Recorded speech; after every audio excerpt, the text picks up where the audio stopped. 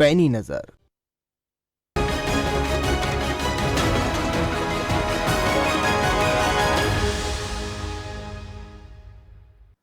नमस्कार, खबर फास्ट के खास कार्यक्रम जनहित के साथ मैं हूं भविष्य त्यागी। जैसा कि आप जानते हैं, खबर फास्ट लगातार जनहित के मुद्दों पर बात कर रहा है, जनता की समस्याओं को उजागर कर रहा है। इसी कड़ी में आज हम जो मुद्दा लेकर आए हैं वो है महिला सुरक्षा।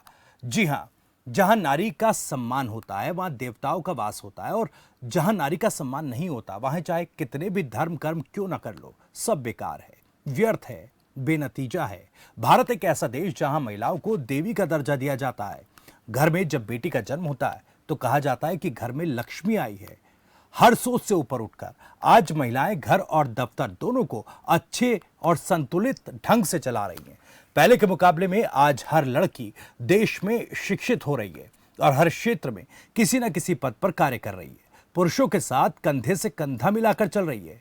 लेकिन, जी हां, लेकिन इसलिए क्योंकि कहीं ना कहीं आज भी नारी की सुरक्षा पर प्रश्न चिन्ह लग रहे हैं। महिला सुरक्षा आज भी एक बड़ा मुद्दा है।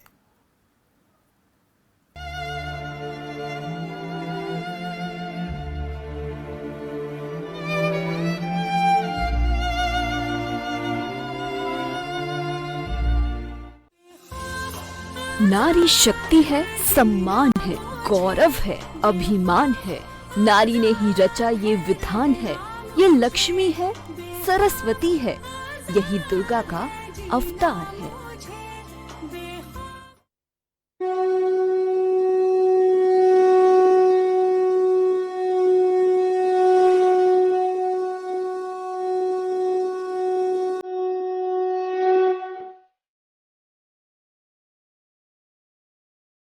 यत्र नार्यस्तु पूज्यन्ते रमन्ते तत्र देवताः, यत्र तास्ते न पूज्यन्ते सर्वास्त्र त्राफला क्रियाः।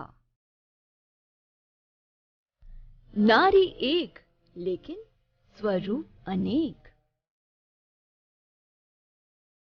नारी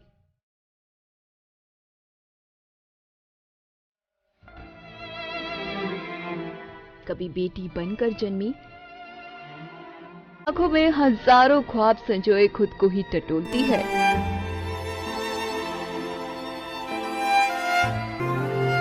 कभी घर की चार दीवारी में हर जुर्म सहा, तो कभी समाज के रिवाज के नाम पर बेदी चढ़ाई गई। हर जुर्म सहा, कभी घर में अत्याचार झेला, आबरू से बेआबरू हुई। कभी छोटी उम्र में शादी कर दी गई, तो कभी नारी होने की सजा दी गई। वक्त बदला, नारी ने खुद को समझा, मेहनत की, खुद को साबित करके दिखाया। आज नारी हर फील्ड में पुरुषों से कंधा मिलाकर चल रही है। खेल का मैदान हो या फिर जंग का मैदान हो, हर जगह महिला की भागीदारी देखी जाती है। आज महिला अपने हर सपने को साकार कर रही है, दुश्मनों को मुंह तोड़ जवाब दे रही है, खेल के मैदान में ये मेडल ला रही है।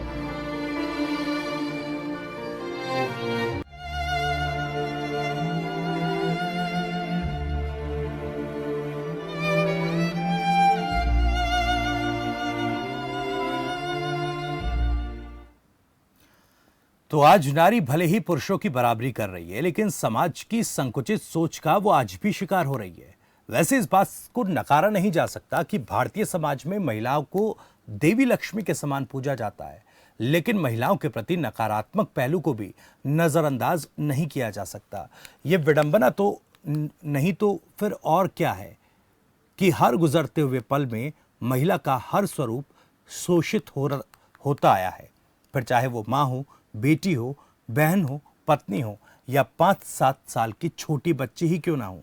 हर जगह नाबालिग लड़कियों से छेड़छाड़ की जा रही है, उन्हें परेशान किया जा रहा है, राह चलते फबत्तियां कसी जा रही हैं। सड़कें, सार्वजनिक स्थल, रेल, बस, हर जगह असामाजिक तत्वों के अड्डे बन गए हैं। महिला सक्षम होते हुए भी असुरक्षा की भावना से जूझ रही है।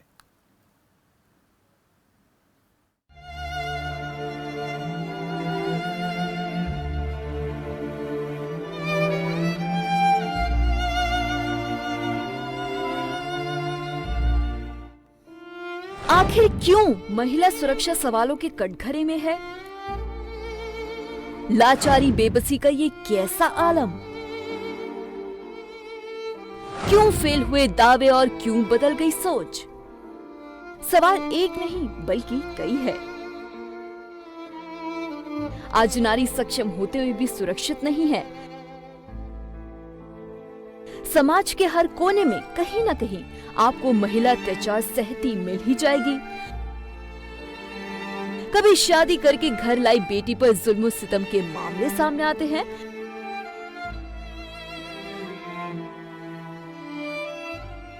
तो कभी कोई दहेज का दानव दहेज के लिए उसे धतकी लपटों में धकेल देता है। कभी बेटी के रूप में घर वालों की हीनता का शिकार हो रही है, तो कभी बहन के रूप में हॉरर किलिंग का शिकार हो रही है।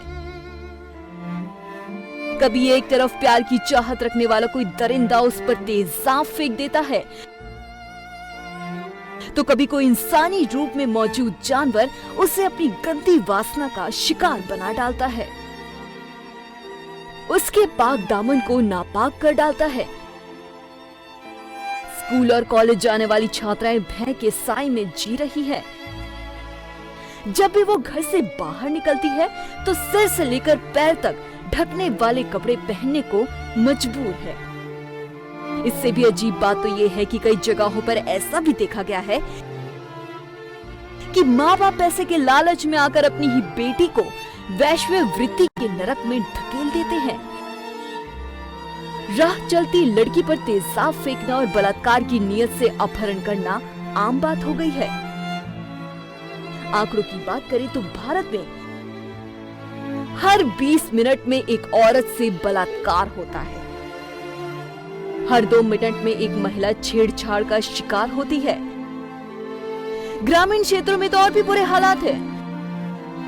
बलात्कार के आरोपी कई बार जान पहचान यहाँ तक घर का ही कोई सदस्य निकलता है। दहेज के लिए जलाया जाना, सास ससुर द्वारा पीटा जाना जैसी घटनाएं तो रोज की बात हो गई है। निर्भया सामूहिक बलात्कार केस जिसने पूरे देश को झंझोर कर रख दिया, उससे भला कौन भूल सकता है। महिलाओं की संख्या देश की कुल जनसंख्या की आधी है।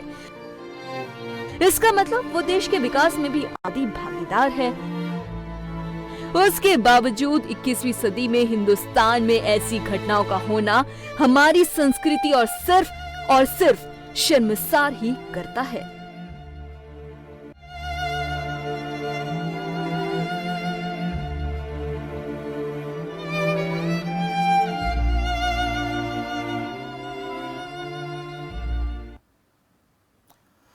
तो फिलहाल यह वक्त एक छोटे से ब्रेक का, लेकिन ब्रेक के उस पार भी हमारी ये खास पेशकश जारी है।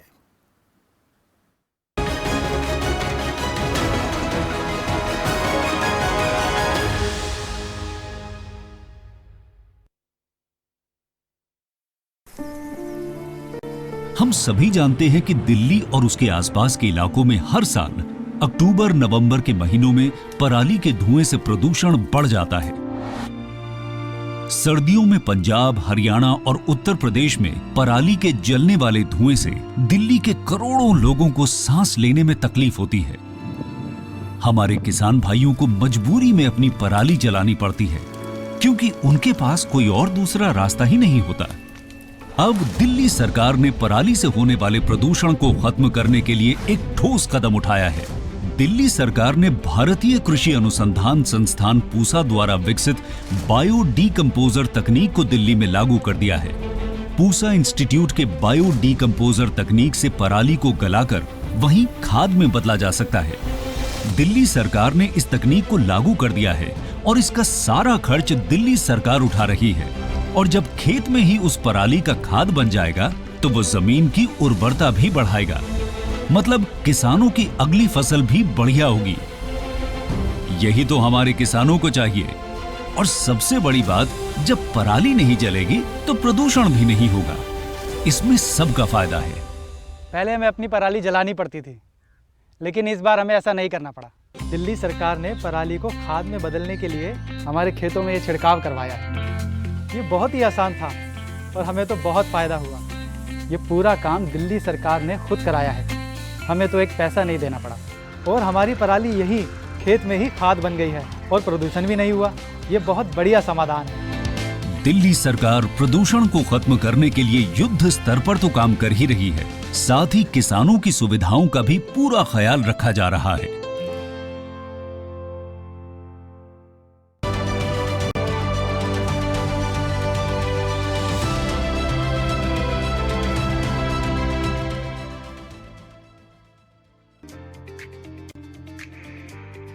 ਪੰਜਾਬ ਸਰਕਾਰ ਵੱਲੋਂ ਮੇਰਾ ਘਰ ਮੇਰਾ ਨਾਮ ਸਕੀਮ ਤਹਿਤ ਲਾਲ ਲਕੀਰ ਅਧੀਨ ਆਉਂਦੇ ਘਰਾਂ 'ਚ ਰਹਿੰਦੇ ਲੋਕਾਂ ਨੂੰ ਮਾਲਕੀ ਹੱਕ ਦੇਣ ਦਾ ਫੈਸਲਾ ਕੀਤਾ ਗਿਆ ਹੈ। ਸੋ ਅਸੀਂ ਇਹ ਫੈਸਲਾ ਅੱਜ ਕੀਤਾ ਹੈ ਕਿ ਪਿੰਡਾਂ ਤੇ ਸ਼ਹਿਰਾਂ ਦੇ ਲਾਲ ਲਾਈਨ ਦੇ ਅੰਦਰ, ਲਾਲ ਡੋਰੇ ਦੇ ਅੰਦਰ ਜਿੰਨੇ ਘਰ ਹੈ, ਪੁਰਾਣੀ ਆਬਾਦੀ ਹੈ ਜਿਹੜੀ ਪਿੰਡ ਦੀ, ਉਹ ਜਿਹੜਾ ਜਿੱਥੇ ਬੈਠਾ ਹੈ ਉਹਦੇ ਨਾਮ ਕਰਾਂਗੇ। ਪਿੰਡਾਂ ਤੱਕ ਹੀ ਸੀਮਤ ਸੀ, ਇਹਨੂੰ ਅਸੀਂ ਸ਼ਹਿਰਾਂ ਵਿੱਚ ਵੀ ਕਰ ਦਿੱਤਾ ਹੈ। ਚਾਹੇ ਕੋਈ ਕਿਸਾਨ ਹੈ ਚਾਹੇ ਕੋਈ ਹੈ, ਉਹਨਾਂ ਦੇ ਨਾਮ ਉਹਨਾਂ ਦੇ ਘਰ ਨਹੀਂ ਹੈ ਕਿਉਂਕਿ ਉਹ ਲਾਲ ਡੋਰੇ ਦੇ ਅੰਦਰ ਹੈ। ਅਸੀਂ ਉਸ ਨੂੰ ਉਹਨਾਂ ਦੇ ਨਾਮ ਕਰ ਰਹੇ ਹਾਂ। ਲੋਕਾਂ ਦੀ ਭਲਾਈ ਲਈ ਵਚਨਬੱਧ ਪੰਜਾਬ ਸਰਕਾਰ।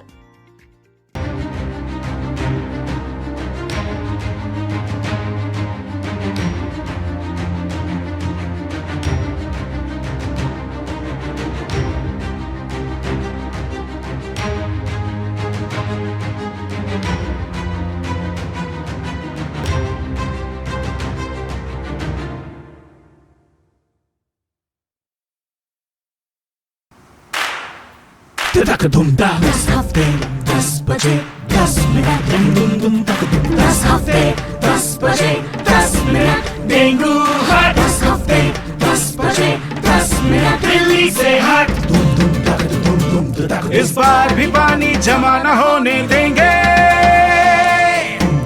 होगा तो उड़ेल देंगे, बदल देंगे, तेल डाल देंगे। नो इफ नो बट 10 हफ्ते 10 बजे 10 मिनट डेंगू हट 10 हफ्ते 10 बजे 10 मिनट दिल्ली से हट। चल हट परे हट चल हट और डेंगू दिल्ली से हट। इस बार भी डेंगू को हराना है।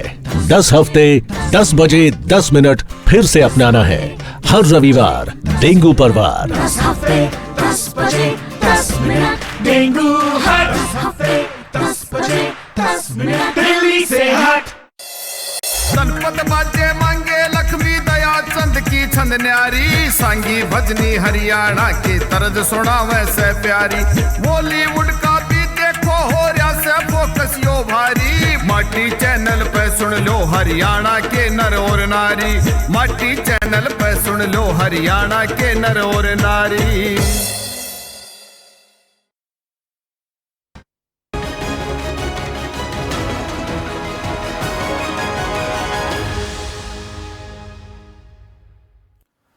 ब्रेक के बाद एक बार फिर स्वागत है आपका। जैसा कि आप जानते हैं, खबरफास लगातार जनहित मुहिम चला रहा है, जनता के मुद्दों को उठा रहा है। आज के युग में सबसे बड़ा और सबसे अहम मुद्दा है महिला सुरक्षा। और जब महिला सुरक्षा की बात आती है तो जाहिर है महिलाएं इस मुद्दे पर ज्यादा विस्तार से बोल सकती हैं। लगातार खबरफास ये बताता आ रहा है कि समस्याएं कैसे दूर होंगी। महिला सुरक्षा को लेकर खबरफास की एग्जीक्यूटिव एडिटर सीमा गिल ने क्या कुछ बताया, चलिए वो भी जान लेते हैं।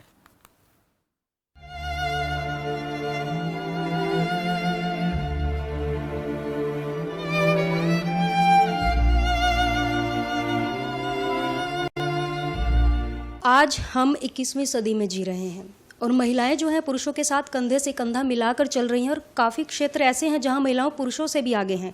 वो घर संभालने के साथ साथ ऑफिस भी संभालती हैं, देश की प्रगति में भी आगे बढ़ रही हैं।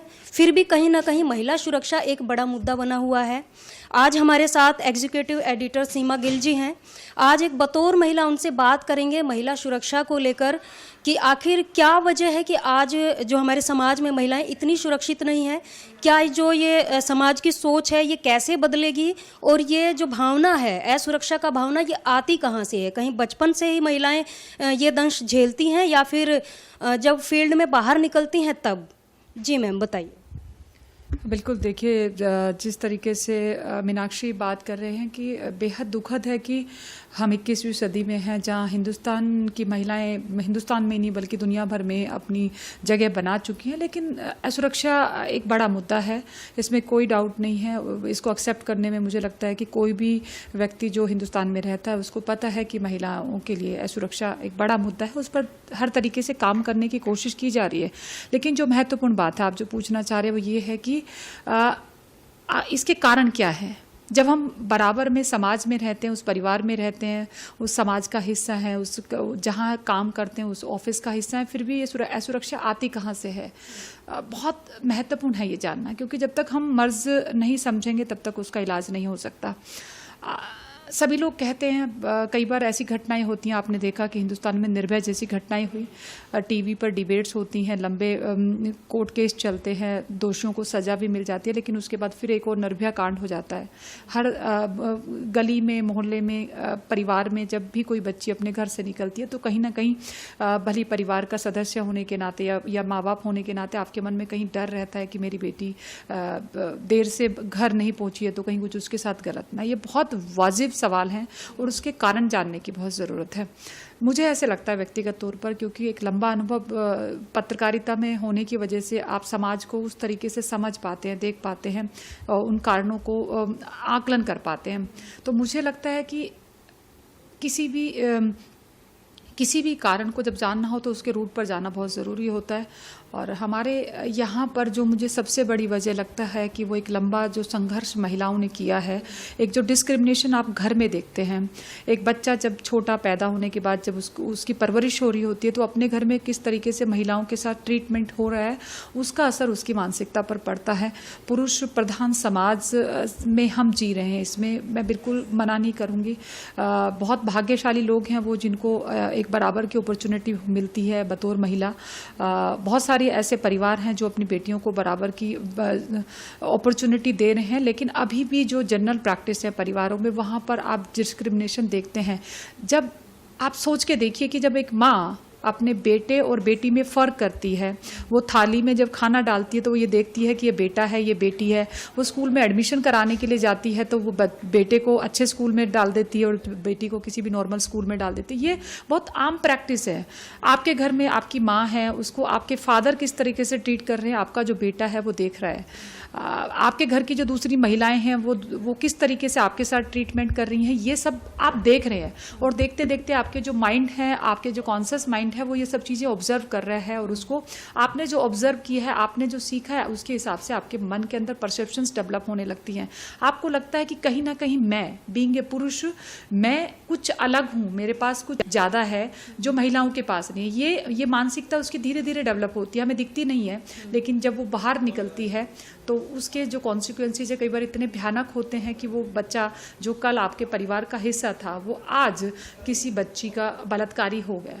तो ये अपने आप में जो ये अचानक नहीं हुआ। हम ये नहीं कह सकते कि वो लड़का है जिम्मेदार है, इसमें पूरा समाज, वो परिवार, वो माँ, वो बाप, वो भाई, वो बहन, वो सब जिम्मेदार हैं जो उसको इसके लिए तैयार करते हैं।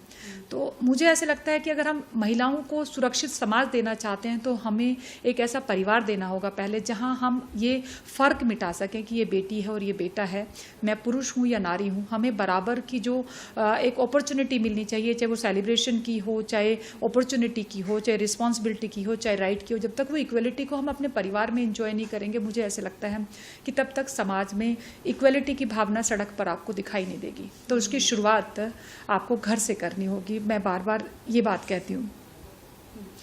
दूसरा कि आपके पास एक और कि जब आप घर से निकलते हैं, और कई बार ऐसा होता है क्योंकि आप उस परिवार के हिस्से से ही आप समाज का दूसरे हिस्से में बढ़ते हैं, चाहे वो आपके ऑफिस हैं, चाहे आप सड़क पर जब बस में ट्रैवल कर रहे होते हैं, मेट्रो में ट्रैवल कर रहे होते हैं, तो आप वही लोग होते हैं। लेकिन उसके बाद जब आप प्रोफेशनली आप देखते हैं, बिकॉज एज ए जर्नलिस्ट मैंने अपना करीब 2 दशक जर्नलिज्म को दिए हैं, तो मैंने देखा है कि ऑफिसेज में भी आपके टीम लीडर पे बहुत डिपेंड करता है कि वो किस तरह का माहौल अपने आसपास में रखते हैं। ज़्यादातर जहाँ पर जिम्मेदार जो टीम लीडर हैं वो अपने साथ में जो कुलीग हैं या आपके टीम का जो हिस्सा है वो अगर महिलाएं भी हैं तो उनको वो सुरक्षा की भावना देने की जिम्मेदारी उनकी होती है। और जो अच्छे टीम लीडर हैं वो ज़रूर इस तरह का माहौल, इस तरह का वातावरण अपने ऑफिस में रखते हैं कि महिलाएं अपने आप को उस इक्वलिटी को एंजॉय करने के लिए परिपूर्णता के साथ उस माहौल को एंजॉय करती हैं। तो हम चाहे किसी भी पोजीशन पे हमको ये जिम्मेदारी खुद लेनी पड़ेगी, चाहे हम ऑफिस में हैं चाहे हम घर में हैं। फिर अगर आप एक बार प्रैक्टिस में आ गए तो फिर आपको ये बहुत सहज लगने लगेगा, लेकिन अभी बहुत लंबा सफ़र हमें तय करना है। अभी हमें अपने घरों में वातावरण को बदलना है। स्कूलों में स्कूल भी बहुत महत्वपूर्ण है, क्योंकि आपका जो डेवलपमेंट है वो घर के बाद अगर कोई दूसरी जगह होती है तो वो आपका स्कूल होता है। खासकर जो प्राइमरी स्कूल होता है उसमें आपकी जो बेसिक वैल्यूज़ है वो डेवलप की जाती है और बच्चे को वो सारी चीज़ें प्रैक्टिस में दिखाई जाती हैं, कराई जाती हैं। तो आपके स्कूल में आपके टीचर्स का जो आचरण होता है, वो जो बोल रहे हैं वो अपनी लाइफ में जो साथ में कर क्या रहे हैं वो बहुत महत्वपूर्ण होता है। तो आपका जो स्कूलिंग है वो इस तरह की होनी चाहिए, इस तरह के एटमॉस्फेयर में होनी चाहिए जहाँ आप जो मोरल वैल्यूज़ हैं, जो बेसिक वैल्यूज़ हैं उनको समझ सकें और उनके साथ आप कनेक्ट कर सकें। जैसे अगर आप छोटा बच्चा है, सपोज मेरे घर में अगर आप मेरा बच्चा है वो 5 साल का है, 6 साल का, वो स्कूल में जाता है। स्कूल में जाने के बाद में अगर उसको लगता है कि टीचर्स जब आप किसी गर्ल के साथ बिहेव कर रहे हैं तो आप उसको ये किसी भी तरीके से ये प्रिविलेज ना कराएं, आप तो लड़का है या लड़की हैं। आपको इस तरीके से कई बार क्योंकि हमारी प्रैक्टिस में होता है, हम घरों में वो सुनते हैं तो हमारे दिमाग में निकल जाता है। लड़का कोई रोता है तो लगता है अरे आप कैसे रो सकते हैं, आप तो लड़के हैं। तो ये जो प्रैक्टिस है, क्योंकि हम घर से सीख के आए हैं, तो जब हम स्कूल में अगर टीचर भी होते हैं तो हम कई बार उन प्रैक्टिस को ऐसे ही अप्लाई कर देते हैं। लेकिन हमको कॉन्शियसली सोचना चाहिए कि जब हम बच्चे के साथ बात कर रहे हैं बीइंग ए टीचर, तो हम किस तरीके से बात करें, उनके जो एक्शंस है उस पर किस तरीके से रिएक्ट करें। ये स्लो प्रोसेस है, हमें पता भी नहीं चल रहा है। हम बच्चे को बहुत सारी चीज़ें सिखा रहे हैं अपने व्यवहार से, अपने रिएक्शन से, अपने एक्शन से। तो हमें हर चीज़ पे ध्यान रखने की ज़रूरत होती है। इसलिए जो बड़े लोग हैं जिन्होंने दुनिया को बहुत गहराई के साथ समझा है, उन्होंने ये बात बोली है कि आपको अपने देश हो या समाज हो उसको बेहतर बनाने के लिए आपको आज को बेहतर बनाना पड़ेगा, मतलब आपके अपने बच्चों को बेहतर बनाना पड़ेगा, क्योंकि वही कल का भविष्य होंगे। तो अगर हमारी नींव अच्छी होगी, नींव मजबूत होगी, तो डेफिनेटली उस पर इमारत भी बहुत खूबसूरत बन सकती है और बहुत बड़ी बन सकती है।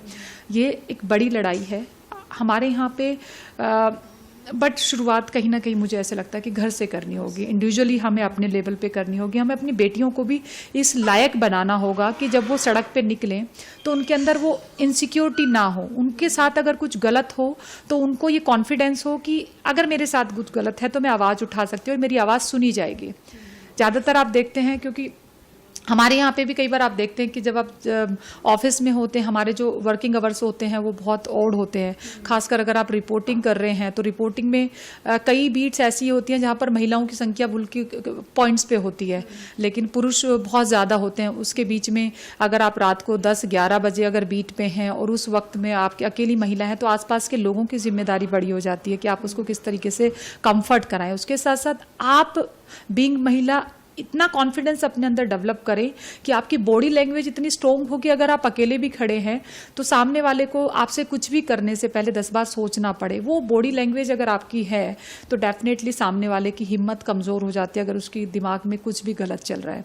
तो मैं हर महिला को यही बोलती हूँ कि आप को स्ट्रॉन्ग बनने के साथ साथ स्ट्रॉन्ग दिखाना भी होता है। अगर आप वर्किंग हैं, लेट आवर्स में या ऑड आवर्स में अगर आप घर से निकलते हैं, और बट हाँ, हमेशा मैं कहती हूँ कि होश के साथ जोश रखने की बहुत ज़रूरत होती है महिलाओं को, क्योंकि कई बार हम होश नहीं खो देते हैं जोश में।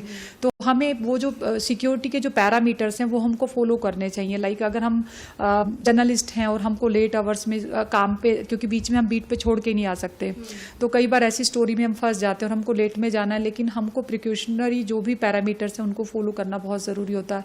आप हमेशा अपने सीनियर्स के साथ कम्युनिकेट करें। आप अपने घर में कोई एक ऐसा 1-2 बंदा है जिसके साथ आप ऐसा कम्युनिकेशन रखें जो इमीडिएट आपको रिएक्ट कर सके अगर आपको कभी हेल्प की ज़रूरत हो। अपने ऑफिस में आपके कुलीग्स हैं, उनको आप अगर ऐसी ऐसी ओल्ड सिचुएशन में हैं, आप उनको फ़ोन पे ले लें, उनके साथ बात करते हुए मूव करें, या किसी से हेल्प ले लें, क्योंकि हेल्प लेना कोई बुरी चीज़ नहीं है। कई बार हमें लगता है कि मैं तो अकेली बहुत इंडिपेंडेंट हूँ, मुझे कोई ज़रूरत नहीं है, बट मुझे लगता है कि कभी कभी अगर आपको ज़रूरत है और आपको लगता है कि आपके आसपास के जो लोग हैं वो उतने समझदार नहीं है, वो आपकी सिक्योरिटी को क्वेश्चन कर सकते हैं, तो आप अपनी सिक्योरिटी को के मद्देनज़र आप किसी की हेल्प ले सकते हैं। ये मुझे ऐसे लगता है कि बहुत बेसिक ज़रूरतें हैं जो किसी भी महिला को समझनी चाहिए अगर वो घर से बाहर निकलती है। और ख़ासकर मैं महिलाओं को बोलती हूँ कि क्योंकि कोई भी जो चाहे वो परिवार है, चाहे समाज है, चाहे ऑफिस है, सब में एक महिला की जिम्मेदारी बहुत बड़ी होती है, क्योंकि महिला माँ होती है, महिला बहन होती है, महिला बीबी होती है, बेटी होती है। अगर सिर्फ और सिर्फ समाज की एक महिला जिम्मेदार बन जाती है तो मुझे नहीं लगता कि कोई भी पुरुष इस समाज का किसी महिला का अनादर करने की हिम्मत रख सकता है। लेकिन आपको सशक्त होना पड़ेगा। मैं हमेशा बोलती हूँ कि जो माएँ बोलती हैं उनके बच्चे कभी भी गैर जिम्मेदार नहीं हो सकते। माँओं को बोलना सीखना पड़ेगा। हमारे जो परिवार में जो माएँ हैं, अगर उनका बेटा है उसको बचपन से वो सिखाना पड़ेगा, और अगर वो कुछ गलत कर रहा है तो उसके सामने आवाज़ उठा के आपको बताना पड़ेगा, चिल्लाना पड़े, डांटना पड़े, या किसी भी फॉर्म में आपको उसको एक्सप्रेस करना पड़े, आपको ये बताना पड़ेगा कि आप गलत है। क्योंकि कई बार ऐसा होता है कि महिलाएं जब हमारे साथ खुद गलत हो रहा होता है तो हम आवाज़ उठा लेते हैं, लेकिन जब हमारे घर का कोई व्यक्ति किसी दूसरी महिला के साथ गलत करता है तो हम पुरुष के साथ आके खड़े हो जाते हैं। हमें प्रैक्टिस में बेसिकली फेयर होना पड़ेगा। कोई चीज़ गलत है तो वो तो महिला सुरक्षा सच में एक बड़ा मुद्दा है। खबरफाज जनहित मुहिम के जरिए महिला सुरक्षा को लेकर बातें कर रहा है। साथ ही खबरफाज की तरफ से कुछ सुझाव हैं, अगर इन्हें ध्यान में रखा जाए तो काफी हद तक बचा जा सकता है।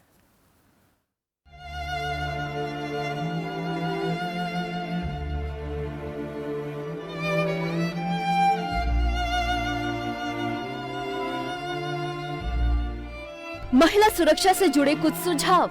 हर महिला को आत्मरक्षा की तकनीक सिखानी होगी। अगर किसी तरह की गड़बड़ी की आशंका लगती है तो सतर्क हो जाएं। किसी भी अनजान पुरुष के साथ अकेले में कहीं न जाएं। अनजान व्यक्ति से बातचीत करते वक्त अपनी निजी जानकारी ना दें। घर से बाहर जाते वक्त हमेशा किसी से संपर्क में रहें। अपने साथ मिर्च स्प्रे करने का यंत्र रखें। अपने आप को विपरीत परिस्थिति में घिरता देख इमरजेंसी नंबर पर कॉल करें। घरेलू अत्याचार ना सहें, पुलिस से शिकायत करें। जरूरी ना हो तो देर रात अकेले घर से बाहर ना निकले।